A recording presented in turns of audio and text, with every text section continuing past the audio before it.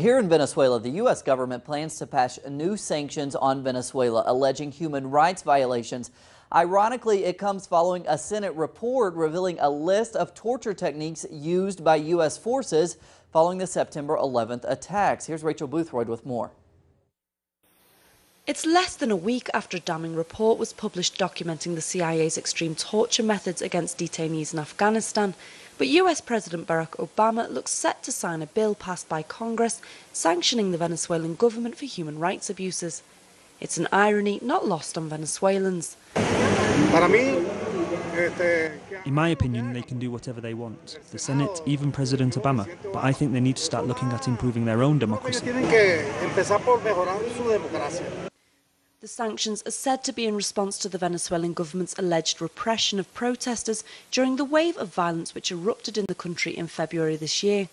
Yet the vast majority of the 44 people who died during the unrest were killed at the hands of violent protesters, who barricaded streets in response to calls from US-funded right-wing politicians Leopoldo López and Maria Corina Machado to oust the Venezuelan government.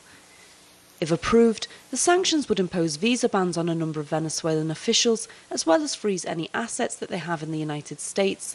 For many, the move is symbolic of the increasingly hostile but ever more irrelevant position of the US in world politics. I think that these types of things are starting to fall apart by themselves.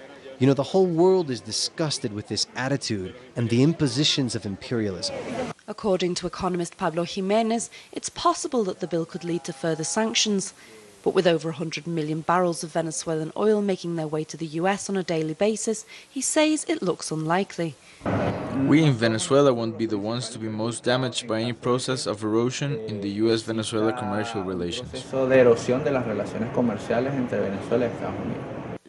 Yet there are other ways for the US government to exert pressure on Venezuela. The bill also lays the groundwork for increasing funding to anti-government groups through US agencies such as USAID, which have transferred more than $100 million to such groups in the past 14 years. Every time that the US has implemented these kinds of sanctions, there is an immediate wave of violence unleashed against the country or countries involved, in this case, Venezuela. Whilst it's yet to be seen if the bill will be signed into law by Obama, many are interpreting the sanctions as representative of an increasingly aggressive and interventionist US stance towards the Venezuelan government. Rachel Boothroyd for Telesur in Caracas, Venezuela.